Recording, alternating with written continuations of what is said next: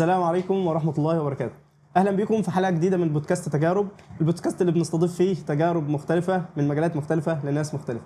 ضيفنا النهاردة ضيف مختلف تماما ويعتبر انفراد بالنسبة لنا حرفيا يعني. هو ضيف عزيز على كل قلوب طلابه وكل قلوب أي طالب قاعد قدامه، وكلنا بنحبه جدا يعني. أنا مش عارف أوصفه ومش هعرف أقدمه وأقول ده كذا، لأن هو الشخصية كلها ككل كده يعني هي حكايه وحال كده، وقدر يوصل ليه مع الوقت ومع الزمن، وقدر ازاي الزمن يخليه يوصل للنقطه دي. ده اللي هنعرفه النهارده. فانا هخليه هو يقدم نفسه زي ما هو حابب وزي ما انتم عارفينه اكيد يعني كلكم بتحبوه. بس للي ما يعرفش مين اللي معانا النهارده، ضيفنا الاستاذ شريف احمد علي، مدرس لغه عربيه ثانويه عامه في مدرسه الدكتور جابر جاد. بس بقى كل اللي جاي بقى قدر يوصل لنا ازاي، وازاي قدر يعدي بالمرحله دي كده، ده اللي هنعرفه معاه في خلال الحلقه بتاعتنا النهارده. فيلا بينا. السلام عليكم. وعليكم السلام وبركاته. شكرا يا دكتور على المقدمه الرائعه ديت، يعني اسهبت في الكلام وجزاك الله خيرا. شكرا والله قليل من كثير. ربنا يبارك فيك، جزاك الله خير. طيب في البدايه كده، مين هو شريف احمد علي؟ الاسم شريف احمد علي، مدرس لغه عربيه درجه خبير. افنيت عمري في التدريس، بقى لي اكثر من 30 او ما على نحو 30 سنه مدرس يعني، ما شاء الله. و السن 40 بس مش اكتر من كده. ما بحبش انا اقول كم و40 يعني. العادي يعني 40 الا شرطه. ما بحبش اصغر نفسي، بس هي الحقيقه يعني هو اللي يشوفني طبيعي يعني. أيوه. يديني اصغر من كده بكثير، بس يعني بحاول يعني احتاط للمساله، فبقول 40 وخلاص يعني. جميل. طيب في البدايه كده عرفنا، وطبعا حضرتك غني عن التعريف زي ما قلنا، ايه هي قصه حوار الدخول بتاعك في الكليه؟ والله موضوع الكليه ده سبحان الله يعني مريت فيه بتجربه كانت غريبه وفريده من نوعها يعني.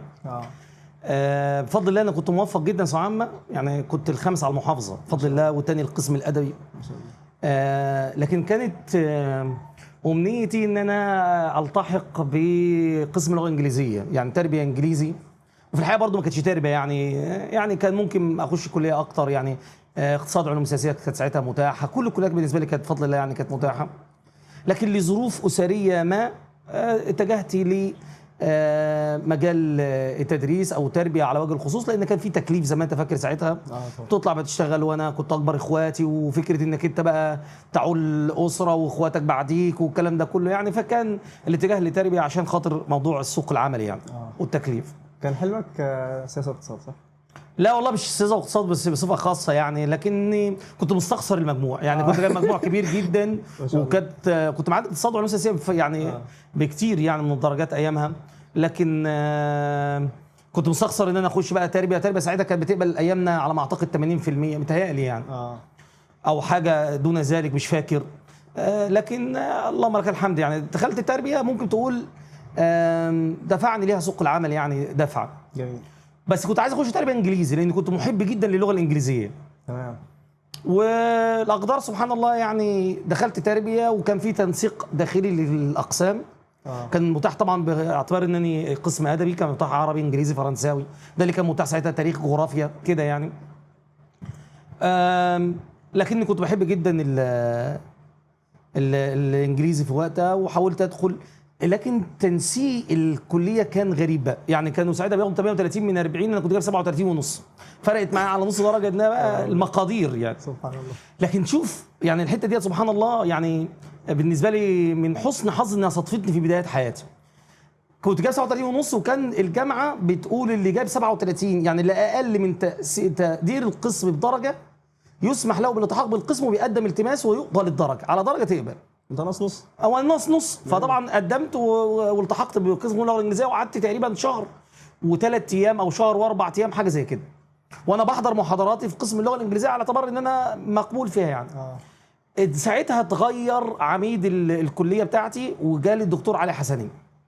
وكان اول قرار خده الدكتور علي حسنين الغاء الالتماسات داخل يعني حاجه سبحان الله، الامور فعلا تجري بمقادير يعني. فبعت له ساعتها شؤون الطلاب وقالوا لي الدكتور العميد لغى الالتماسات، وانت كده ما عندكش اختيارات بقى غير يا عربي يا فرنساوي. حسيت بيه ساعتها؟ يعني حاجه انت حسيت بيه ساعتها؟ لا مساله صعبه جدا، انت فاهم. انا بقالي حوالي ما يقرب من شهر ونص بحضر في قسم انجليزي، وكنت بحب الكلام دوت، وانا كان قدامي من الاول عربي وفرنساوي وما رضيتش ادخل.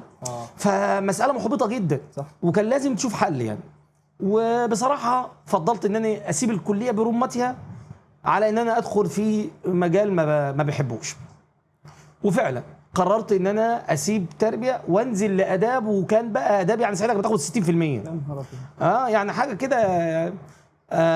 بالنسبه له ما انا رايح بقى دكتور جامعه يعني، مش رايح طالب يعني. 5 على المحافظه. وفعلا قدمت، حولت، وانا فاكر كويس جدا مسؤول شؤون الطلاب على مستوى الجامعه التنسيق كان بيكلمني بشكل اخوي كده قوي، وقال لي يا ابني حرام عليك تسيب تربيه وتكليف وعندك شغل ومش عارف ايه والكلام ده كله وتروح اداب ومش عارف يا ترى توافق.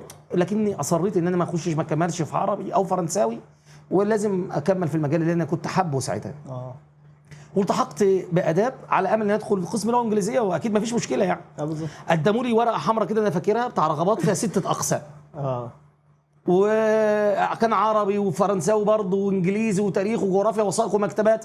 انا فاكر كويس جدا يعني. ولقيتهم عاملين لي علامه اكس كده على قسم اللغه الانجليزيه. بقول له ايه حضرتك ديت؟ انا جاي عشان ايه دي حضرتك؟ ايه علامه اكس؟ قال لي احنا ما قلنالكش. قلت له لا ما قلتليش. قال لي انت ما تعرفش؟ قلت له لا ما اعرفش. قلت له لا ما اعرفش. قال لي والله يشترط على المحول من كليه الى كليه الا يدخل قسم لغه انجليزيه. يا نهار ابيض. لان قسم اللغه الانجليزيه عليه ضغط كبير جدا. قلت له ازاي؟ ده حلمي، ده مش عارف ايه، ده سعيد تربيه. لا ده الموجود.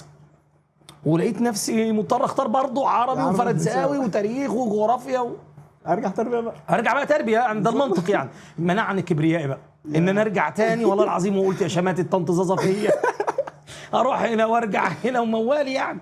قلت لا، ده انا هفضل في اداب واطلع بقى منها دكتور، عميد، رئيس جامعه، اي حاجه كده يعني.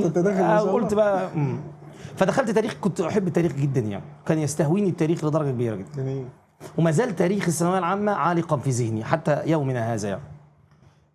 المهم ان انا التحقت بالتاريخ، وقعدت في حوالي ما يقرب شهر ونص برضه في اداب، بحضر محاضرات، ملتزم. في بقى معيد في كليه اداب كان يعرفني معرفه شخصيه كده عن طريق معيد اخر كان جاري. فقابلني مره في جامعه في الشاي، مش انت قلت له ايوه. مش انت قريب الدكتور؟ قلت له ايوه. قال لي عامل ايه؟ قلت له والله الحمد لله زي الفل. قال لي عامل ايه في ايه؟ قلت له والله مظبوطه واخر. قال لي الدكتور ميوب حكى لي على حكايتك ومش عارفاش، وقال لي مش عارف ايه، انت شايف ان القرار ده مظبوط؟ قلت له والله انا دخلت الحاجه اللي بحبها، وبعدين انا داخل مش عشان ابقى مدرس، انا داخل ابقى دكتور جامعه وان شاء الله. فالراجل ده بقى كان يعني سبحان الله يعني ساقه الله الي. قال لي فكر في البلان بي. ايه بلان بي دي تقصد؟ قال يعني الخطه البديله بمصطلح قال لي لو انت ما وفقتش انك تطلع دكتور جامعه هتطلع ايه؟ مدرس من تاريخ في اداب، ولا مدرس عربي في تربيه. هنا مفيش تكليف، هناك في تكليف، هناك هتشتغل، هنا مش عارف ايه الكلام ده كله. فوقر لو انت ما وفقتش لازم يبقى عندك بديل. قلت له لا ده انا مجتهد واخر حاجه، ده انا نجم لازم اخش على طول، ده أنا. قال لي لا. قال لي الجامعه ما بتحسبش بنفس الثانويه عامه ومش بنفس الطريقه وممكن ما توفقش. الكلمتين دول بقى كان لهم اثر كبير جدا في نفسي حقيقه يعني. وقعدت افكر فعلا ماذا لو لم اوفق مدرس تاريخ من اداب وسوق العمل اللي انا داخل عشانه ومش عارف ايه. طب خسرت دي. فقررت بعد مماطله مع نفسي ان انا ارجع تربيه. كان فاضل على امتحان التربيه 17 يوم، ودخلت تربيه لغه عربيه مجبر على ذلك. يعني ايام اجبار بقى، دخلت مجبر يعني. لكن اللهم لك الحمد دخلت، كان فاضل 17 يوم على الامتحان وامتحنت ووفقت، ما كانتش بتقدير بس وفقت. جميل عديت. الشاهد بقى في المساله ديت، لو اني استقبلت ما استدبرت من العمر الان ايوه لاخترت التربيه اللغه العربيه.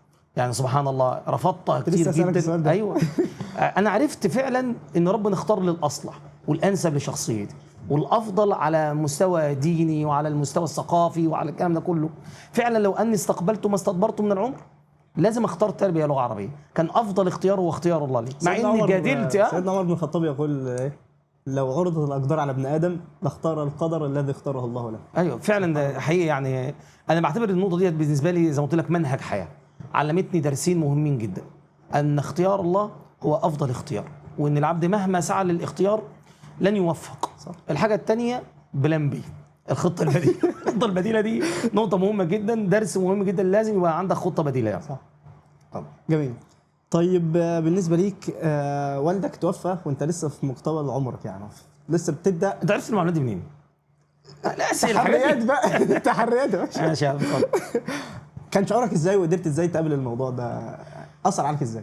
الله يرحم والدي يعني رحمه واسعه، فعلا توفي في بواكير حياتي يعني. كنت في مرحله، كنت في الصف الاول ثانوي يعني على ما اعتقد.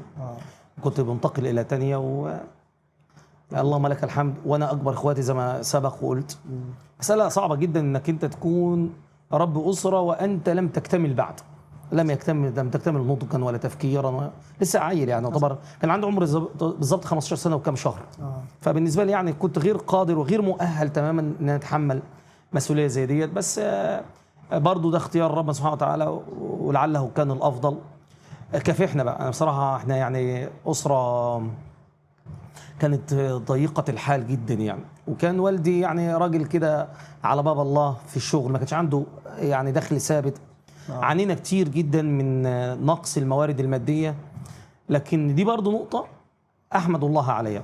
يعني الفقر على قد ما هو مر والحرمان قاسي جدا، لكنه بيخلق فيك راجل تعتركه الظروف والحياه بتدوس عليك وتعافر معاها وتعمل مش عارفاش ودي حقيقه فعلا يعني.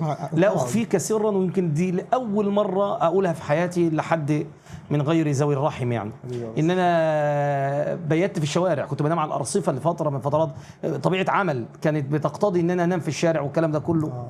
فكانت فتره صعبه جدا جدا في حياتي، لكنها خلقت مني بني ادم عارف يحس بالناس، يتالم لالمهم، يحس باوجاعهم، يبقى عارف هم يعني. عشت الفتره ديت وكانت قاسيه جدا جدا، لكن زي ما قلت لك خلقت مني انسان بمعنى الكلمه يعني. الحمد لله على كل حال، لكن افضل الحال التي اصبحت عليها من ان انا كنت اولد مثلا في اسره غنيه ما اعرفش المسؤوليه، لكن على الاقل اظن في نفسي اني اصبحت رحيما بالناس، يعني اشعر بما يشعرون به، لاني جربت الفتره ديت وكانت صعبه جدا، لكن الحمد لله تجاوزتها يعني بفضل من الله ومنه. طيب انت كنت دلوقتي يعني يعتبر بتشتغل من اولى ثانوي او ثانيه ثانوي كمان بالاخص، وجبت مجموع في ثالثه ثانوي ما شاء الله، ازاي قدرت تعمل الاثنين؟ انا مميز يا حسام. يعني عادي. ايوه لا انا مميز، انا راجل خارق للعاده يا عم انت عارف يعني. اولا المساله فيها توفيق كبير طبعا، لكن بفضل الله الحمد لله يعني ظني في نفسي ان املك قدرات يعني كبيره. يعني استيعاب الدراسي كان عالي جدا بفضل الله عز وجل، كان عندي ملكه الحفظ ديت بفضل الله كانت ضخمه جدا. انا اذكر مدرس الجغرافيا اللي كان بيدرسنا كان اسمه زعب عليم، كان شخصيه كده يعني رائعه. كنت اذكر ان هو يخش الفصل، وكان هو من محبي قوي فكره الامتحانات المفاجئه، او يعني كان بيستهلك الحصه في الموضوع ده، وكان بيحبه قوي يعني. يمتحن ويضرب، يمتحن ويضرب، كان مستهويه قوي مساله الضرب دي. فكان يدخل الفصل يقفل الكتب، نقفل الكتب، كان على طول الامتحان شافه مع الخرزانه ويبدا بقى يسمع. كان يسال السؤال يلف الفصل فيعجزهم السؤال. فين شريف؟ اجاوب السؤال معانا. اقف له بفضل الله بالتفاصيل. انا اذكر والله ان كان مثلا يسالني الخريطه اللي بتتكلم مثلا في وصف شمال افريقيا او الجانب الشرقي من افريقيا، انهي صفحه في الكتاب، والصفحه اللي على اليمين ولا على الشمال، والشكل ده في الخريطه كان مكتوب شكل رقم كذا، الشكل رقم كام معايا. والله هكذا كان يسالني يعني. بيعجزك مش بيسال. لا بس بفضل الله الحمد لله يعني كنت يعني تجاوزت الفتره ديت، اللهم لك الحمد يعني. جميل. كان في ليك حوار وانت داخل الجيش، كشف الطب بتاعك في الجيش. ايه اللي حصل؟ موضوع الكشف الطبي دوت يعني مش عارف برضه اذا كان قدر برضه. طبعا هو انا بفضل الله يعني ما كنتش عايز ادخل الجيش، كانت رغبتي ان ما اخشش الجيش، لاني عادي الحته تظهر ولا عادي مش عادي ما تتعدل بقى. اهم حاجه انت اللي واقف على الكاميرا مش احمد مصطفى، عشان هو احمد مصطفى يستاذن. انا عايزك تعامل طبيعي خالص. ماشي خلاص. انا عايز اقول لك حته ممكن احطها في البودكاست. فموضوع الجيش دوت كانت بقى زي ما قلت لك ان انا كنت في ظروف ضيقه جدا، وكنت محتاج للشغل، وسنه الجيش كانت هتعطلني. وكنت شايف نفسي في مجال الشغل ان انا اقدر ابدا. فكنت اتمنى على الله ان انا، وكان لي اخ قبليه في الجيش فكانت تجربته سيئه جدا مع الجيش، فكنت يعني كان بيجي يحكي كنت بقى مش عايز ادخل يعني. بالظبط. وكنت ساعتها نظري ضعيف شويه، وكنت مركب بقى نظاره كده حبتين اللي هي كعب الكوبايه ديت، وقالوا لي بقى النظارات ديت بتفرق خالص في هتاخد اعفاء. هتاخد اعفاء طب على وانت طول. راضي أيوة. جري على طول. انا فاكر ان انا ساعتها رحت استبدلت العدسات عند واحد كده اعرفه يعني، قلت له عايز واحده ادخن حبتين، جبت واحده ادخن حبتين، قلت ادخل بقى اكيد اول ما هيشوفني هيعطف عليا انا قلت كده بصراحه يعني. وقفونا كده كشف طويل، صف طويل جدا، وكان الطبيب طبيب رائد، انا فاكر كويس يعني. شاء الله. وحواليه كده 2 من اللي هم الجنود دولت، ودخلنا. وهو اول ما جينا بدا نكشف كده، راح قال الطلبه او الناس اللي هم ما عندهم مشاكل طبيه او عامل نظاره يركن على الجنب ده. قلت بس تفائلت بالله خيرا، قلت بس نجحت الحيله. جاد. رحت راكن على جنب كده، وراح مدخل. وفعلا بدا الدكتور دوت كل اللي يدخل عليه اللي هم عنده مشكله او عينيه مش عارف ايه او الكلام ده كله اعفاء. اذكر بقى ان الصف فضل ماشي كده، وكنت تالت واحد في الترتيب او تاني واحد وخلاص داخل عليه. راح قال له يا باشا مش عارف كلم مين بيه، وجابوا لنا واحد مكانه بقى كان نقيب. وجي دخل قال لي انتوا واقفين صف ليه كده على الصف احنا بتاعنا؟ قال لي يا باشا ده الباشا وقفنا هيدينا اعفاء طبي. بيضحك على ايه يعني؟ دي كانت كارثه بالنسبه لنا. راح قال طيب خير. قال لي يعني انتوا واقفين؟ قال لي يا باشا ارجع الصف تاني. نرجع فين حضرتك؟ احنا معاقين ذهنيا بدنيا ومش عارف ايه. انا ما بشوفش، رفعت له ايدي كده اشوف حاجه خالص. قال لي يا حبيبي اقف هنا، يلا اقف هنا. وراح مزعق، ورحنا واقفين كنا في صف واحد. ودخلت له. اللي قبليه بقى كان برضو معايا معامل نظاره. قال له يا باشا احنا انا الحمد لله ما عينيا راحت مني وما اشوف. راح قال له خلع النظاره، خلع النظاره. راح قال له عدي مقبول. قال له يا باشا مش عارف هو قال له يا باشا ما كملش اللي بعديها. الواد اللي واقف بالمجند ده معاه بتاع حزام طويل كده، وراح راح لازقه على ظهره، وكان ملط بقى زي ما انت كنت انا بقى اللي بعده. اول ما دخلت قلت له الحمد لله يا باشا النظر 6/6. فاعتمدني بقى ودخلت. بس بعد كده عديت لائق طبيا، لكني ساعتها كانوا يعني ايه الدفعه كلها خدت تاجيل ساعتها وما دخلناش. انت اصلا برضه ما دخلتش الجيش. ما دخلتش رغم ان هم خسروا ليه سبحان الله. بس يعني الحمد لله يعني. والله جميل والله. طيب انت دلوقتي كمدرس يعني بنشوف اكيد بيبقى ليك في البيت ظروفك، يعني ظروفك ما حدش يعرف عنها حاجه. واحنا كلنا بنلاحظ الحته دي، وفيكم يعني بشكل عام كمدرسين بتطلع على المسرح في الدرس او على الستيج في الدرس، ما حدش بيقدر يفرق هل انت فعلا في البيت امورك تمام ولا مش تمام. فازاي بتقدر تفصل حياتك الشخصيه عن حياتك المهنيه؟ الحقيقه النقطه ديت والسؤال ده يعني اعتقد ان هو في محله وفي مكانه، لان كتير من الطلبه يغفل عن هذه النقطه يعني. الحقيقه ان مدرس الدروس الخصوصيه اكتر شخصيه مجتمعيه تعاني، تقريبا مفتقد لكل شيء. يعني مدرس الدروس الخصوصيه يوم كله قدام الطلبه وفي المحاضرات والكلام ده كله، مش قادر يرجع يقعد مع اولاده.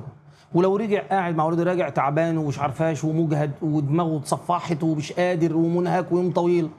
وانا كشريف نوع من المدرسين اللي بشتغل مثلا في المكان وبرجع اكمل في بيتي شغل على اللاب بتاعي، اعداد للملازم، اعداد للامتحانات، الكلام ده كله، يعني عدد ساعات طويل جدا بيفقدك كل الاواصر المجتمعيه. انت لا قادر تروح تشوف والدك ولا والدتك، لا قادر مع قرايبك، عندك مناسبه، عندك عيد ميلاد، عندك مش عارف ايه، عندك مش قادر تروح، مش قادر تلبي الطلبات. احيانا ابنك بيبقى عيان او بنتك بتبقى عيانه وبيتصلوا بيك في البيت، الحق الولد تعبان، الحق البنت حصل لها حادثه، الحق مش عارف ايه. يتخيل مش قادر تنزل من على المسرح علشان تروح تشوف ابنك اللي وقع، او تشوف بنتك اللي عيانه، او تشوف ابنك اللي محجوز في المستشفى. ظاهر الامر ان الناس بيبصوا على دخلك الضخم كمدرس دروس خصوصيه، لكنه لا يعرف ما وراء الكواليس. الحقيقه ان المساله شاقه وصعبه جدا جدا جدا، وفي حياتك مع الوقت بتفقد كل حاجه. بتفقد زي ما قلت الدفء الاسري، ما بتقفش جنب عيل في لحظه وهو محتاجك. يعني تخيل انك انت تروح تربي ولاد الناس وتعلمهم، تحل لهم مشاكلهم وتقف جنبيهم، وفي الوقت دوت اللي ابنك محتاجك فيه او اللي بنتك محتاجك فيه مفتقدك معظم الوقت. معظم الوقت حياتك الاسريه مش قادر تلبي متطلباتها.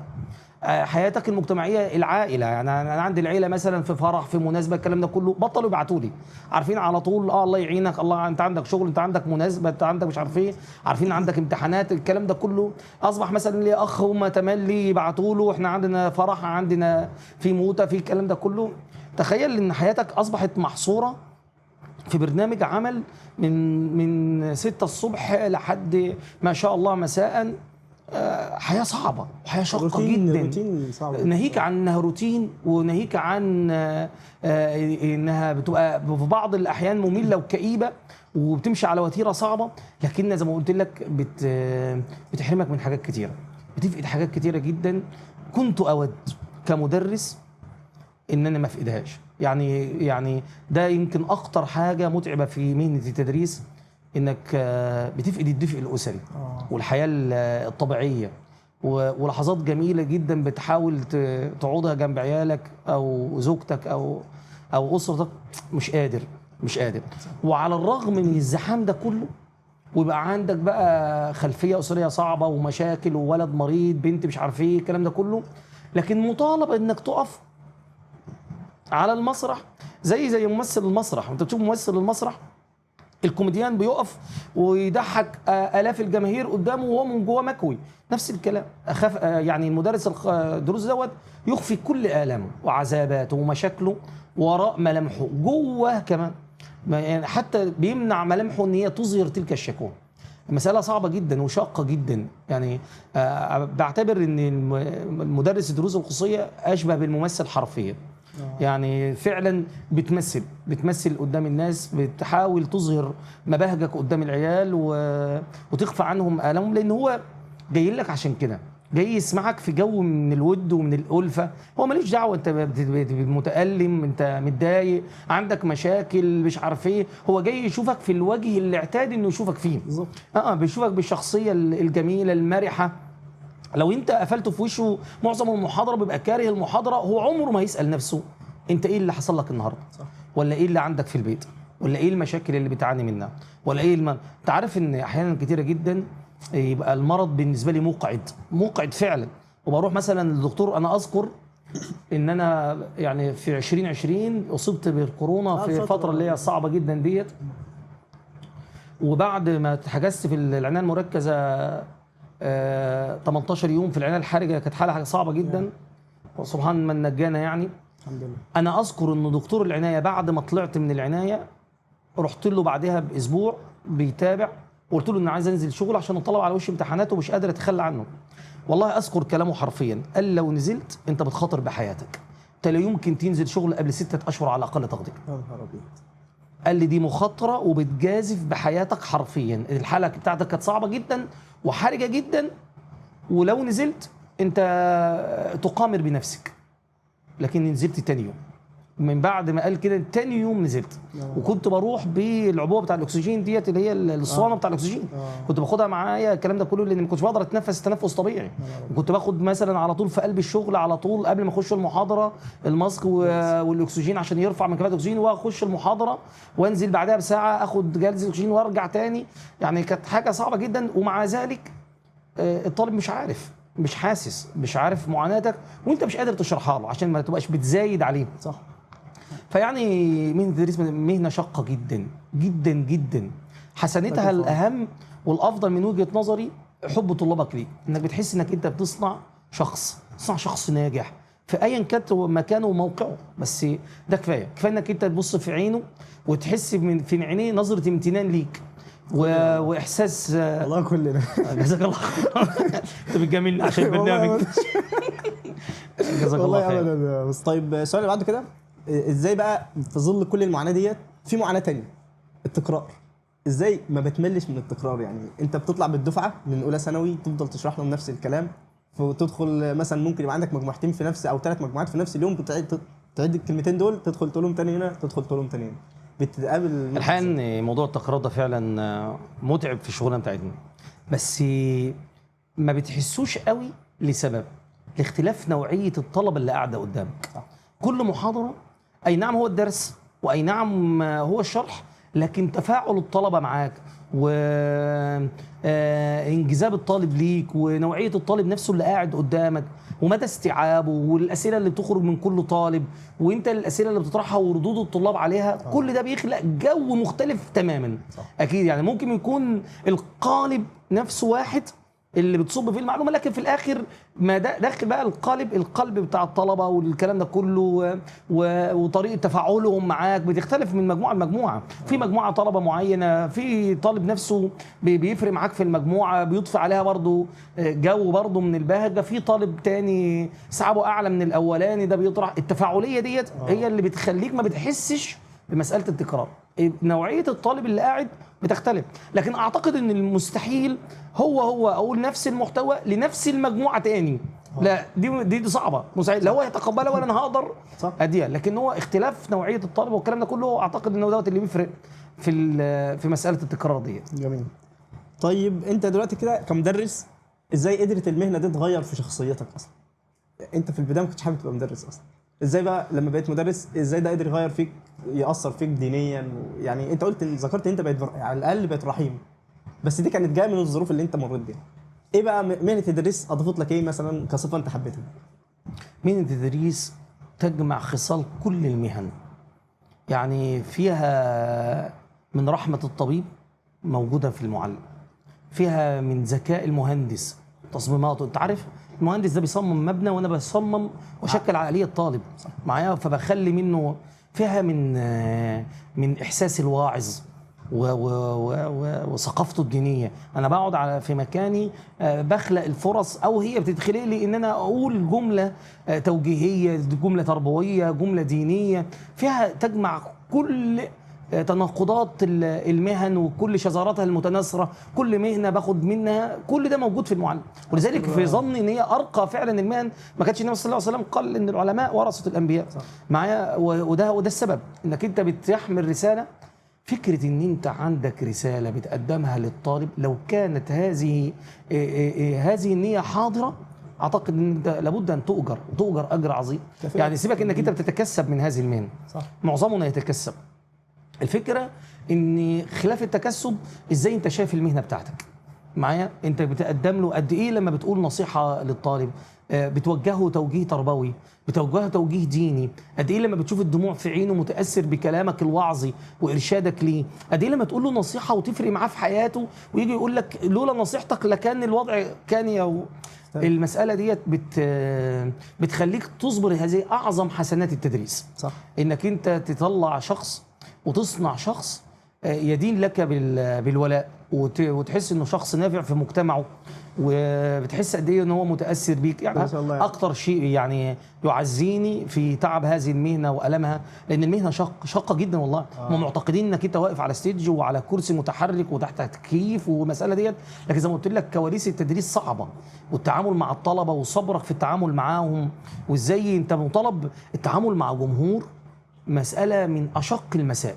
انت اللي عنده عيل في البيت، ولد عنده ابن ولا عيل ولا اتنين، بيصرخ في التعامل ومحاوله ارضاء دوت والكلام ده كله والايفاء بمتطلبات دوت وهكذا. صح. فما بالك بقى انا قدامي جمهور من الطلبه ضخم جدا، انت محتاج ترضي عقليه دوت، ومحتاج ترضي ثقافه دوت، ومحتاج ترضي تفكير دوت، ومحتاج تنوع في مساله شاقه جدا. لكن زي ما قلت لك العائد منها عظيم جدا، ان تطلع اجيال تدين ليك بالولاء والمعروف وتبقى ممتنه ليك. في الفتره اللي انت كنت فعلا اصبت فيها بالمرض، انت لو كنت تشوف كميه الدعوات اللي انت كنت بتاخدها، انت والله هذه يعني مساله انا دائما حريص على دعاء طلابي ودعاء اولياء اموري. والله بصراحه يعني صراحه ولي الامر ده يعني بيتعب معانا جدا، وانا ببقى سعيد جدا لما بيتصل بيا ولي امر ويدعي لي دعوه اطلبها منه او هو يمن عليا بيها. ودائما يعني مع الطلاب اللي هم القريبين من نفسي او اللي اظن فيهم الاخلاص والقرب من الله، دائما ان انا اسالهم الدعاء، يعني لان انا احوج الى دعاء هؤلاء من اي شخص اخر. يعني يظنون بي خيرا، لكن يعني اظن ان انا فعلا في حاجه الى دعاء هؤلاء. يعني دايما معادله التدريس من وجهه نظري معادله صعبه، حته ان انت تخلي الطالب يبقى حابب الحصه دي ويطلع مستفيد منها بشكل اكبر شكل ممكن، دي صعب ومش اي حد يقدر يعملها. بس يعني عندك ما شاء الله يعني كلنا بنبقى مثلا كنا طالعين واحنا في ثالثه ثانوي اللي هو مثلا جايين قبل الحصه بتاعتك واخدين درسين او 3 يعني 4 ساعات او 6 ساعات، فدماغنا خلاص اللي هو فصل. بس يوم ما مثلا نطلع من المدرسه مثلا عندنا حصه عند استاذ شريف، لا خلاص احنا هنروح مش هنغيب النهارده. فدي بصراحه بتلاحظها في اللي هو ايه، احنا بنحب الحصه. ففعلا كنا ازاي انت بقى قدرت يعني تسوق جو في الحصه بتاعتك، يعني تضفي يعني شيء من البهجه كده لا يخفى على احد من طلابك يعني، وكل واحد يبقى ليه اسم عندك مثلا واسمعوا مع فلان ورائعه الروائع والزمن الضائع. هو ازاي بقى الجو ده؟ النقطة دي أولا نابعة من الحس الفكاهي، يعني أنا أصلا شخصية يعني صاحبة حس فكاهي، فده ممكن ده يعني من طبيعة الشخصية، من طبيعة الشخصية ممكن النقطة دي تبقى موجودة. دي نقطة. لكني أعتقد وأنا في بواكير حياتي المهنية كنت أقعد مع نفسي أحضر الدرس لطلبتي في أول سنة أشتغل أو في تاني سنة. كنت دائما مثلا استحضر صور للطلبه وشخصياتهم وانا قاعد بحضر مع نفسي في البيت كده المعلومه ديت هقولها. طب هبص الاقي مثلا فلان الفلاني ده انا عارف انه عقليته على قده او مستواه، هيجي يقول لي انا مش فاهم حاجه، طب اجيبها له بالشكل دوت واقعد اخلق حوار بيني وبين الطالب ده، حوار وهمي وانا بحضر الدرس واستحضر شخصيته. لا طب هي دي مش هيجيبها معاه، لا انا ممكن اغيرها له بالشكل الفلاني. طب انا لو قلتها بالتعبير الفلاني ممكن تكون ده انسب بالنسبه له. طب انا ممكن مش عارف ايه اقولها في سياق درامي او اقولها في سياق كوميدي، ممكن ده يفرق معاه، طب ممكن يفهمها بالشكل ده. وفضلت اعمل كده في فتره طويله جدا من حياتي. نعم اكسبت نفسي هذه المهاره، مهاره التدريب على ان انا وانا بحضر الامثله. يعني دايما في اعد امثله في اي باب نحو او باب نصوص او الكلام ده كله. الامثله مش لازم تكون الامثله الاكاديميه البحته، انا ممكن اجيب مثال حياتي جدا معايا يكون بالنسبه للطالب يؤدي الفكره والغرض النحوي، وفي نفس الوقت يكون المثال مبهج، المثال يكون رائع معايا، يكون بالنسبه له هذا يعني هذه النوعيه. حاولت استبدل بقى الاسئله الاكاديميه بالشكل دوت لحد ما بدينا بقى طريقه شرحك في القصه مختلفه تماما بصراحه. جزاك الله خيرا. برضه ما زلت بتجامل بس والله ابدا والله جزاك الله خير. عايزين كل يعني الاراء دي كل الطلبه يعني زي ما قلت لك هي اولا هي بطبيعه الشخصيه، دي نقطه. والنقطه الثانيه زي ما قلت لك مهاره بتيجي بقى مع الوقت. انت بتفكر في طلبتك كتير، يعني انا بفكر ازاي احاول ارضي شغفهم سواء العلمي او نفسيتهم او متطلباتهم. الحاجات ديت الاهداف دي انت لما تحطها كمدرس في دماغك وبتشتغل عليها بتوصل للنقطه دي. لكن كتير من زمايلنا عزهم الله بيبقى الهدف الرئيسي بالنسبه له ان هو ازاي يوصل المعلومه فقط معايا، المهم ان المعلومه توصل، ده الهدف بالنسبه له. لكن انا ممكن اوصلها وبشكل يكون بالنسبه للطالب جذاب ومحتوى يكون شائق. اعتقد ان دي بتبقى افضل بكتير يعني. صح.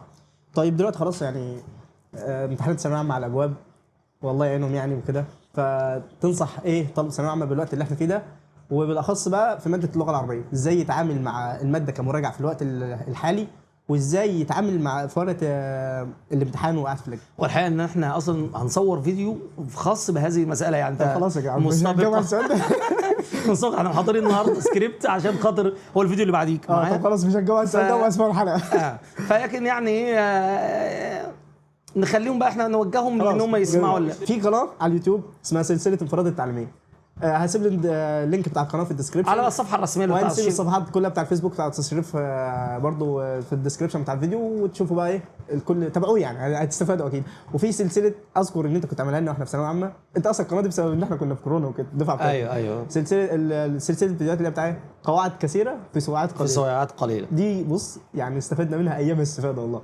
فبجد تابعوها هتستفادوا منها كتير جدا. استفدنا منها ايام استفاده، اعرف ايامها كده يعني ينفع كده. اصل التعبير عجبني يعني.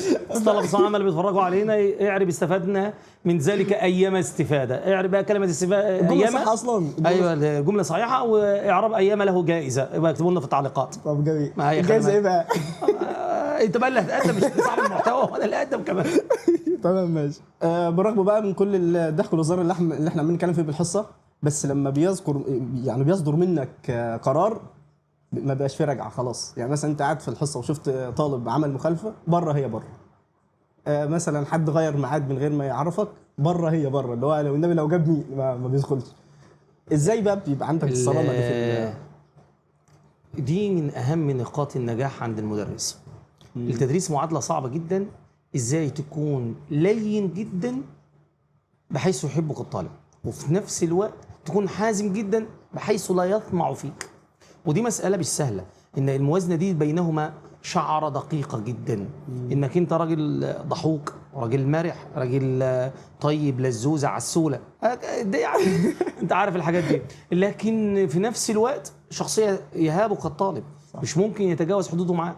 لو انت سمحت بان الفرق ده البسيط يدوب، هتختلط الامور، وهتبص تلاقيه مش قادر تسيطر على طلابك والكلام ده كله. فهو عارف كويس جدا انك انت راجل متجاوز، سهل، طيب، يقدر يتعامل معاك، يقدر يلجأ لك، لكنه في نفس الوقت عارف ان انت صعب جدا في القواعد اللي بتتخذها، ولازم يبقى عارف كده، لانه من امن العقاب اساء الادب. صح. فطبيعي لازم يبقى عارف ان هو هيتعاقب، والعقاب هيكون صعب وهيكلفه كتير. وانا دائما احب ان الطالب بتاعي يتحمل تبعات اخطائه.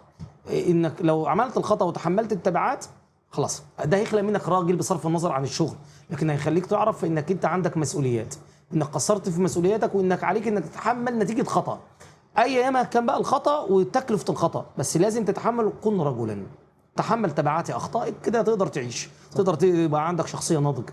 لكن فكره انك انت تسيب الطالب بحيث ان هو يطمع فيك ولا يضع للامر الحدود الممكنه، هتخسر وظيفتك، هتخسر كينونتك كمدرس معاه. لا، انا لا احب ان تذوب هذه الفروق، لازم انا وهو يبقى في بيننا حدود. لكن في نفس الوقت هو عارف كويس جدا انني الشخص الاول في محيط حياتي اللي ممكن يلجأ لي اذا حصلت له مشكله، ممكن يلجأ له اذا طلب صدق المشوره معايا. يعني ودي زي ما بقول لك، اعتقد ان هي افضل ميزه تؤهلك شخص ناجح في مجال عملك، انك تعرف تفصل ما بين النقطتين دول. بس اسالك السؤال ده، افضل مهاره بالنسبه للمدرس؟ افضل مهاره انك انت تخليه ازاي يحبك، ازاي متعلق بحصتك، ازاي متعلق بشخصك، ازاي يحاول يقلدك، ازاي يكون هو انت من غير هو ما يدرى ان هو بيحاول انه يذوب في شخصيتك، وان هو يكون ان انت تبقى بالنسبه له القدوه والمثل الاعلى، وفي نفس الوقت يهابك ويحترمك ويقدر ان هو محتاجك، وعارف انه عندك علم وعندك محتوى بتقدمه له. دي معادله صعبه جدا انك تزرعها في الطالب، ودي اللي هتسبب لك النجاح. انا اذكر وانا في اوليات حياتي وانا طالب في اعداديه، كان عندي مدرسة انجليزي كانت ممتازة جدا، كانت خريجة ألسن، وساعتها ألسن ما كانوش يعني بيعينوا في التعيين الحكومي، كانوا بيعينوها بحصة، فهي جات لنا لأن المدرسة الأساسية بتاعتنا كانت خدت أجازة وضع وكده، وجابوها هي بديل لحد ما ترجع. ورغم إن أنا كنت تقدر تستبين بسهولة إن عندها مادة علمية ممتازة تفوق مدرستنا الأساسية، وده بطبيعة خريجين ألسن كانوا بيبقوا مميزين جدا يعني، لكن كانت شخصيتها ضعيفة جدا. وكان واحنا كنا طلبه وكنا رجاله، كنا في ثالثه اعدادي، وكان فينا شباب يعني ما شاء الله، الواحد فينا يعرش 4 اوض وصاله لو فرضوه على السقف كده، حاجه ضخم.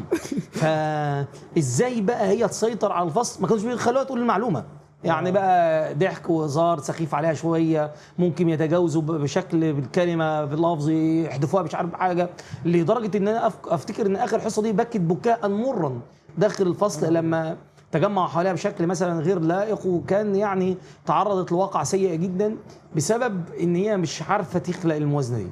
قد ايه هي كويسه في ماده العلميه، لكن هي لا تملك حنكه المعلم، عايزه لازم المساله محتاج حنكه وتدريب وكده يعني. ايه رايك في المراه كمدرسه؟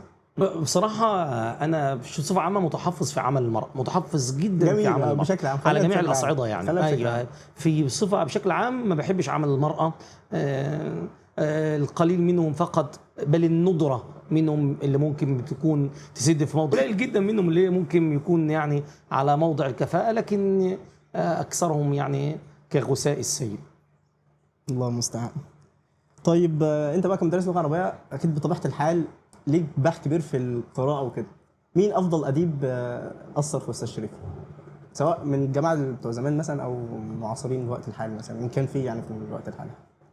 معظم قراءاتي كانت في الاتجاه القديم طبعا، بحكم طبعا الفتره بتاع الجامعه وما يليها. من احسن الناس اللي كنت بحب قراءتهم النثريه المصطفيان، يعني مصطفى صادق الرافع ومصطفى لطفي المنفلوطي، بحب كتابتهم جدا، واحمد حسن الزيات. المدرسه دي كلها على بعضها كده مدرسه بليغه جدا في الكتابه، وتميل الى اصاله اللفظ، وبستمتع جدا بكتابتهم يعني. وده على المستوى الادبي يعني. لكن وزكي نجيب محمود برضه بحب قراءته الفلسفيه جدا، راجل برضه بعتبره من الناس المميزين جدا، ده بالنسبه لمستوى القراءات النثريه يعني. جميل. والشعر انا محب للشعر جدا يعني، واستهويني الشعر قديمه وحديثه، كل شعراء يعني عدد كبير جدا من الشعراء بستمتع بشعر على المستوى القديم يعني. من الشعراء القدامى، من شعراء المعلقات ممكن يساويني جدا زهير بن ابي سلمى يعني، ده من العصر الجاهلي. العصور بقى الاسلاميه حسان رضي الله عنه وارضاه والخنساء والمتاخرين شويه العصر الاموي العباسي، ابو تمام وابن الرومي، عصر عباسي والبحتري يعني عدد كبير جدا. ايه السر في ان صفحتك اسمها صهيب الرومي؟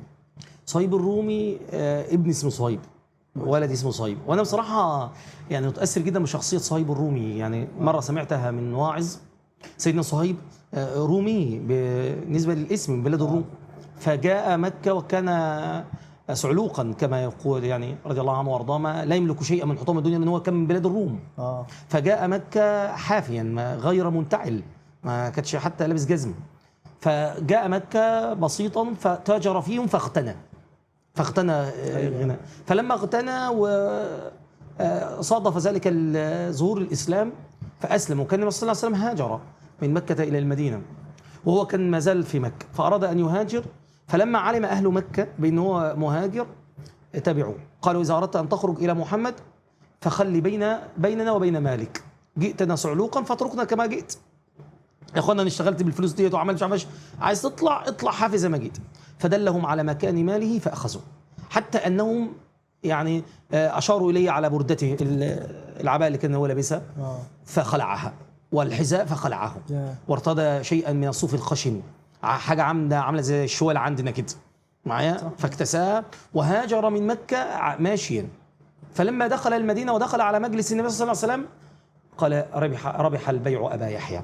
صهيب الرومي كانت كنيته ابا يحيى، ربح البيع ابا يحيى. لما تسمع القصه دي كلها، وقصص الصحابه كلها جميله، لكن رجل ترك كل شيء وراءه، كل شيء تركه خلفه، الدنيا باكملها، كل ماله وكل حاجه تعب فيها وكل حاجه استهوته وداره وكذا، وخرج لا يملك من حطام الدنيا شيئا، ولكنه خرج واراد الهجر فهاجر معايا. فكانت الحته ديت يعني لمست قلبي جدا وانا اسمعها من الشيخ او من الواعظ او قراتها. فنظرت لله انني اذا ارزقت بالولد سميته صهيب. ما شاء الله. يعني تيمنا بذلك، وان شاء الله احسبه عند الله يعني. اللهم امين يا رب. السؤال بعد كده بقول لك ايه هي اكلتك المفضله؟ هي الاكله بتخش ضمن عادي جدا. صراحه انا اكتر حاجه بتحبها، محب الاكل يعني، محب الاكل. اي نعم وجبتي مش كبيره و كده ما بيبانش عليا مثلا ان عشان خاطر انا بحرق كتير والشغل والعصبيه والكلام ده كله، لكني محب للاكل يعني. معظم المشويات اكتر حاجه بحبها. المحشي الكرنب ده حاجه زي عشان لما اعزمك بس في مره. المحشي الكرنب وورق العنب دول في حته ثانيه. جميل. في حاجه ثانيه؟ في كتير، انا القائمه طويله تطول يعني. ما قلت لك، بس انت قلت لي افضل حاجه فقلت لك هم دول بالنسبه لي. طيب تمام. ليك في الكوره ولا مالكش؟ حاليا اكيد مالكش يعني، خلينا متفقين. ليه حاليا اكيد مالكش؟ جبتها منين دي؟ الجو العام يعني، الجو العام هو اللي بيسمح بكده. طيب لو برضه مش فاهم يعني ايه الجو العام؟ يعني الظروف اللي احنا فيها. ماشي خلاص كده فهمت. جميل. بس لو رجعنا بالزمن لورا شويه، استاذ شريف كان اهلاوي ولا زملكاوي؟ قلت يا احمد او لا. الحقيقه ان موضوع كره القدم حاليا ما كنتش احب يعني ان انا افتحه، لان بصراحه مستاء جدا من الوضع الحالي، ومستاء اكتر من الناس اللي ما زالت بتشجع الكوره في الوقت الحالي. مش عارف، الموضوع بالنسبه لهم بيبقى احيانا اشبه لما تيجي تكلم حد، اخوانا انتوا سايبين قضيه عظمى زي قضيه فلسطين وما اصعب ذلك على النفس، والاحداث اللي بتمر بيها والناس اللي بتموت والكلام ده كله، والحال اللي احنا اصبحنا عليه وغيره، ونيجي زي دوت نشوف ماتش الاهلي في النهائي افريقيا، او نشوف ماتش الزمالك في نهائي او الكلام ده كله، وتلاقي الناس. انا شفت الاستاد بصراحه المني ذلك، والله افزعني انك تلاقي مئات الالاف حاضرين قبل الماتش بعشرات الساعات، يعني على الاقل الجمهور ده موجود في الاستاد قبل الاستاد ما يقفل ب5 ساعات. حشود رهيبه من كل بلاد والكلام ده كله يعني. بستعجب للناس دي ازاي، يعني ازاي. انا عارف ان الموضوع ده مؤثر خالص، انت عارف لو تيجي تتكلم بعض الناس ينتقدك انتقاد لاذع. لا الا كرة القدم الموضوع اشبه بعقيدة. يعني انا كنت اجادل بعض اصدقائي وهو زملكاوي صعب جدا، بكلمه بيقول لي لا ده الموضوع اشبه بعقيدة. يقول لا ايوه اشبه بعقيدة. اقول له لو الاهلي ده شجع بيلعب مثلا يقول له والله لو لعبوا تل ابيب انا شجع تل ابيب وما شجعش مساله. ويمثل ذلك، انت عارف هو صريح شويه لكن يمثل ذلك عقيده الكثير من المشجعين على الجانبين الاهلي والزمالك صح معايا، بس هو يخبئ ذلك في ضميره. لكن هو فعلا خلقت الكره نوع من التصدع، ومئات الالاف رايحين هنا ومش عارف ايه. يقول لك ما احنا رايحين نهتف برضه في المدرجات لفلسطين. نهتف لفلسطين؟ هو ده اللي انت بتقدمه؟ نهدم نهتف لفلسطين؟ انت رايح دافع مئات الجنيهات ومتكبد عشرات المواصلات ورايح هنا ورايح هنا عشان تهتف؟ هو ده واجبك ناحيتهم؟ هو دوت وخروجك بقى وحديثك بالساعات عن المباراه قبليها وحديثك بالساعات عن المباراه بعديها؟ هو دوت الاحساس بالام الوضع الحالي والمجتمع اللي احنا فيه والمشاكل اللي احنا بنعاصرها؟ صراحه مساله مقززه. انا قرات قبل كده منشور لاحد الناس وهو اهلاوي بعد خساره الزمالك مش عارف في ماتش ايه مش فاكر، لكن كاتب تعبير كده لفت نظر جدا. كاتب الحمد لله ان هذه ليست حياتي. بيتكلم تعليقا على الزملكاويه والمشاكل اللي بيقابلها. يا وصلنا لدرجه ان هذه ليست حياتي، انني اكون زملكاوي فاعاني مع معاناه هؤلاء الذين يعانون. المسألة يعني، وتلاقي ناس بقى من الوسط بقى المدرسين أو أرقى أو أقل أو الكلام ده كله وأجله كشخصية، وبص ألاقي بعد ماتش الأهلي أو بعد ماتش الزمالك نازل بقى على الصفحات مباركات وتهنئات وتحفيلات. إيه يا عم؟ لو ينظرون إلى الأمر كما أنظر إليه الآن، مجرد رقعة من الجلد مستديرة يرقد حول عدد من الناس. إيه بقى المهارة في كده؟ ايه الجمال في ذلك؟ ايه قارن دوت ما بين بقى مقتضيات الواقع، قارن دوت ما بين آلام الأمة، قارن دوت ما بين مشاكلنا الحالية، قارن دوت ما بين التزاماتك ومسؤولياتك، قارن دوت ما بين مسؤولية عيالك ومذاكرتك والكلام ده كله، قارن دوت ايه فين مليارات بتنفق عشان يصنع منهم أبطال. يا حسام من وجهة نظري كل عصر وله بدعة سياسية المقصود بها تضليل عقول الناس وإلهائهم عن مفاسد العصر وعن الحكومات. من ايام العصر الروماني وكانت مصارعه الاسود ومش عارفاش ومصارعه الرومان والكلام ده كله، ومرورا بقى بعد كده بعصر الاموي وغيره، النقائد والمبارزات الشعريه والجمهور من هنا والكلام ده كله، وكانت اشبه ولحد بقى وصولا بكره القدم هي افضل بدعه سياسيه تم خلقها في العصر في كل العصور، ينفق عليها مليارات المليارات. علشان ايه؟ علشان الناس تتلهي فيها، عشان تقعد قدام الشاشة ساعة وتتفرج عن انفعالاتك. لو أن هذه البلد مصر يعني حرقت عن بكرة أبيها وجب تاني يوم ماتش للأهلي والزمالك معايا لخرج الناس يتفرجوا على الماتش هنا وهناك ويحفلوا على بعضهم ونسوا مشاكلنا ونسوا الكلام ده كله. الهدف زي ما قلت لك إلهاء الناس ما تفكرش كده ان مسألة موجهة من الغرب، موجهة فعلا.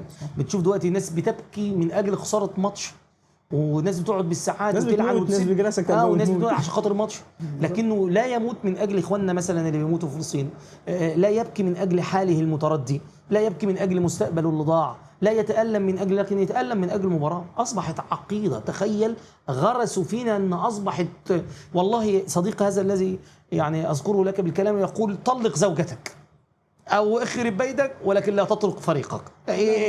هذه مسألة بالنسبة لي لا يمكن ان اترك التشجيع ابدا لهذا الفريق مهما كان ومهما يكون. مسألة يعني زي ما قلت محتاجة لإعادة نظر.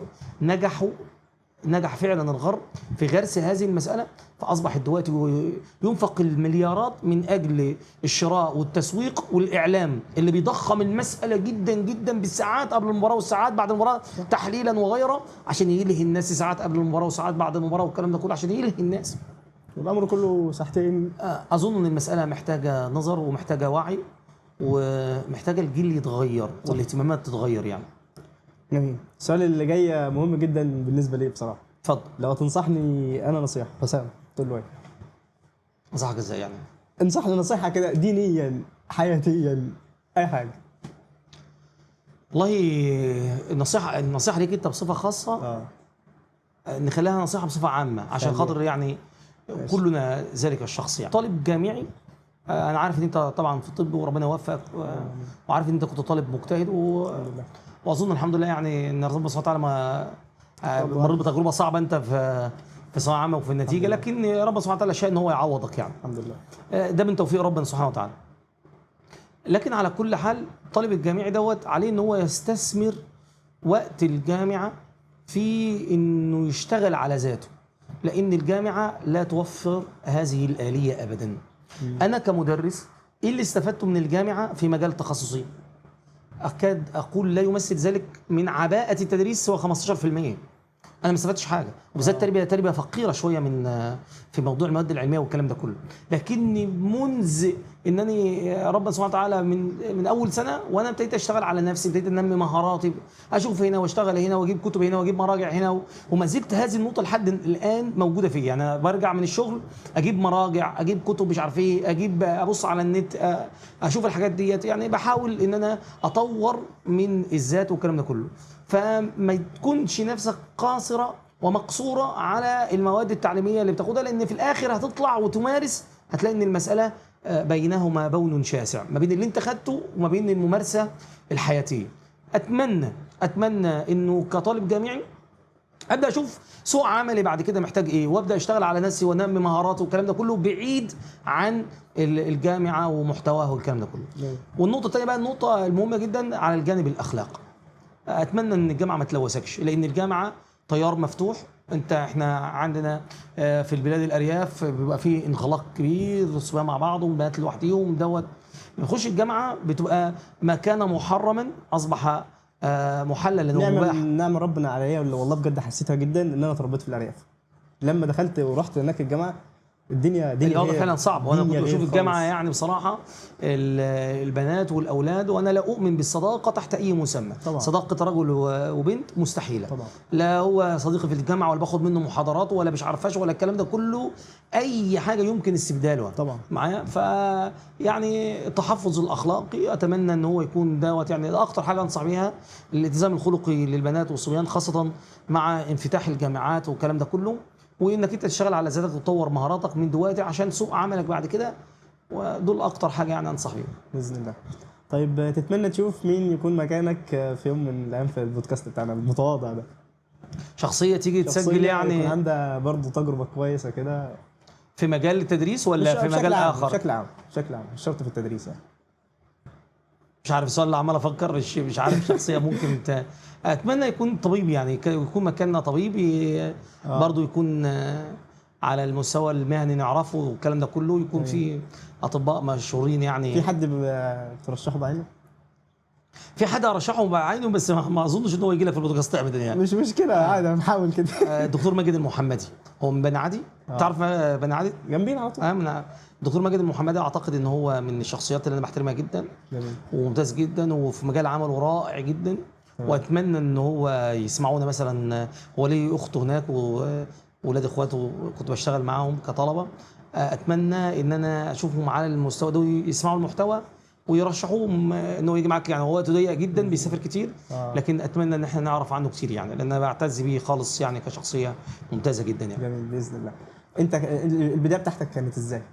يعني ايه بدايتك؟ بدايتك في التدريس بدات فين واتنقلت رحت بوش وهكذا؟ عشان جات لي معلومه ان انت بدات في شمال. بدات في شمال. لا الحقيقه ان هي اول بداياتي كانت في الرياض. عندنا الرياض في المدرسه الاعداديه في الرياض. قعدت فيها ترم تقريبا، بس انا يعني ايه ملول شويه، ما قعدت ترم وبعد كده ما استريحتش شويه. هناك كانت مدرسه الرياض ساعتها كان يعني فيها علامات استفهام كده على المدرسه، فيعني كان في بعض المشاكل فسبت الرياض. تمام. واتنقلت ساعتها للزيتون، وقعدت الترم الثاني ده كملته في الزيتون، دي اول سنه. بعد كده رحت شمنت، قعدت في شمنت بقى 5 سنين. يعني شمنت دي بصراحه كانت اجمل ايامي في التدريس واجمل صاحبتها كانت هناك في التدريس. قعدت هناك لحد ما خدت الجنسيه. انا شمنتاوي 5 سنين يعني. فقعدت هناك 5 سنين. ومن بعد بقى الفتره دي كلها ما اشتغلتش دروس خصوصيه خالص والكلام ده كله، وكنت يعني شويه معترض على المبدا. بعد كده بقى نزلت بوش، انتقلت من شمنت لبوش، وقعدت في بوش كانت في مدرسه طه الساعه البنات. قعدت ترم كامل اشتغلت مع 3 بنات. يعني كان ساعتها كنت باخد ب 15 جنيه من كل بنت، 45 جنيه، وكنت مأجر اوضه ب 50 جنيه كنت بدفع من جيبي. ويعني كانت مسألة صعبة شوية، لكنه ما لم يدم الأمر طويلا يعني بفضل الله. يعني إيه، بدأت القاعدة تنتشر، وبعد أول سنة الظروف اتغيرت وأصبحت الشخص الذي أنا عليه يعني. الحمد لله. اللهم لك الحمد. قلت لي ان انت كان ليك تجربه في التمثيل، أنا ما قلتش أنت نفسك أنت سمعت المعلومة برضه. نفسك كنت تبقى مخرج. هو الحقيقة إن مش كده بالظبط يعني، بس كانت لي كتابات. اشرح لي كده. هو أنا في الجامعة كنت في مسرح الجامعة، وكنت شاعر يعني، وليا كتابات شعرية، وكان ليا ديوان تحت الإصدار. حصلت مشكلة مع دار النشر، كانت دار الهدى في القاهرة، وتوقف الإصدار الأول للديوان، وكانت مشكلة كده يعني إدارية ومادية ومسألة كده. وبعد كده كان صادف دوت ان انا على طول جيت عيني الحكومي، فاتلهيت شويه عن مسألة بقى الكتابات الشعر. الديوان وانت في الجامعة؟ الديوان وانا في الجامعة كان اصداره كان 99، انا خلصت 99، وكان الاصدار بتاعه كان 2000، كانت النسخة الدفعة الأولى من الديوان. ولكن هو للأسف وقف تحت النشر كده فترة، وزي ما قلت لك حصل مشكلة مع دار النشر ووقفنا، وبعد كده شاء الأقدار ان انا يجي لي التعيين على طول. وبعدين بقى دخلت في موضوع الشغل دوت، ابتعدت شويه عن كتابه الشعر، لكني اتجهت بقى الى مسرح من نوع اخر، مسرح المدارس والكلام ده كله يعني. واذكر ان انا عملت مسرحيه وخدت حازت مركز اول على الجمهوريه، واتعرضت في المسرح القومي. اسمها ايه؟ المسرحيه كانت اسمها جهاد وحماس. جهاد وحماس. كان ساعتها يعني برضه كانت بتمر فلسطين في الوقت ده ب 2002 بالانتفاضه والكلام ده كله. كنت عامل مسرحيه كده، وكانت الدولة ساعتها بترعى هذا الاتجاه يعني. ويمكن ده السبب الأول في اختيارها. وكان فيها إسقاطات بقى كتيرة جدا على الوضع الحديث والكلام ده كله، واتعملت على المسرح القومي. كان في حضور ساعتها سوزان مبارك، كانت ساعتها اللي كانت مشرفانا بالحضور أيامها، ويعني قابلت هناك بقى بعض المخرجين السينمائيين الموجودين حتى الآن يعني. منهم واحد يعني كنت اعتز بيه الفتره من ليست بالقريبه كده، كان في بينا اتصال، وكان في لقاء مثلا مره في مول في القاهره. وكان يعني شاف العمل، لانه كان العمل كان كبير ساعتها، وكان محتاجين انا كنت كاتب السيناريو وانا اللي كنت المخرج والكلام ده كله، بس هم اسندوا العمل، او كان تحت اشراف مخرجين طبعا تبع التلفزيون، لانه اتعرض في التلفزيون بعض اللقطات منه والكلام ده كله. لان بسبب حضور طبعا زي ما قلت لك كان حضور اعلامي، وكان السيده سوزان مبارك ساعتها كانت موجوده في العمل، فكان لازم كان واخد يعني بروباجندا اعلاميه. واقترحوا علي ان انا اكمل في المجال ده، لكن برضه لم يشاء الله ذلك يعني، واحمد الله ان انا لم اكمل في ذلك الاتجاه. لكن تستهويني القراءات الشعريه والمسرحيه والاخراجات والكلام ده كله يعني. دائما انا مع فريق عمل التصوير اللي بشتغل معاه في التصوير، دايما لازم ليه لمسه اخراجيه، وقد يعييهم ذلك يعني. ممكن يعترضوا هم الاثنين. شوف الاستاذ اللي ورا الكاميرا ده مش عارف الكلام معاه. ايوه، بس دايما لازم احط التاتش بتاعي، لازم لا دي كده ودي كده وانا عايز كذا. فبعضهم حتى زي ما قلت لك ممكن يتكلموني يقولوا لي لا انت بتتدخل اكتر من اللازم النهارده، لكن بتستهويني جدا هذه المسائل يعني. هي هوايه فعلا يعني. والله بص انا يعني هخليك اقول الكوب في الاخر. انا والله مش عايز اختم يعني، انا مستمتع صراحه. جزاك الله خير، انا زهقت بصراحه. مش للدرجه. خلاص يا جدعان كده مضطرين نقفل بقى. بس يعني والله سعدنا باللقاء جدا. جزاك الله خيرا، ربنا يبارك فيك. ونتمنى ان انت تقبل مننا الهديه المتواضعه قوي دي، اللي كنا نتمنى ان هي تكون مطبوعه يعني. جزاه الله خيرا الباشمهندس صبابه وقاعد، فدي يعني بمثابه جزاك الله خيرا. يعني صراحه انا سعيد اي حاجه جدا اهداء كده. اندهاش ماشي. يا اخي كلفت نفسك ليه والله. بوظ الحلقه والله. مش انت عايز كده؟ لا مش للدرجه دي. انت اللي كنا المفروض تلقطها من الاول. ما لقطاش بقى. هو انا لقطه. جزاك الله خير. يلا الحمد لله. بس فدي كانت حلقتنا النهارده. ما تنسوش ان انتوا تتابعوا استاذ شريف في كل الصفحات بتاعته، وهنسيب كل اللينكات في الديسكربشن، وان شاء الله تستفادوا ان شاء الله جدا يعني من حضرته، وان شاء الله يكون ليه انشطه كتير جدا في الفتره الجايه على وسائل التواصل الاجتماعي. يعني هو بدا يتجه بشكل كبير جدا في الجنب ده، وهو حد ما شاء الله. ان شاء الله تجربوا، وساعتها يعني ايه تيجوا تشكرونا ان انتوا عرفتوا الراجل ده ولو بسنه بسيطه عن طريقنا. جزاك الله خيرا، وشكرا لك يا حسام، وشكرا على الحلقه الجميله ديت. كنت اتمنى انها ما تخلصش بصراحه، بس بعدين بقى مش حابب اني اكون الكذاب يعني. جزاك الله خيرا وربنا يبارك فيك. الله يخليك والله. ماشي يا دكتور. السلام عليكم. جزاك الله خيرا. لا انت اللي انت المخرج خلاص. خلاص بقى جزاك الله هو خير. المخرج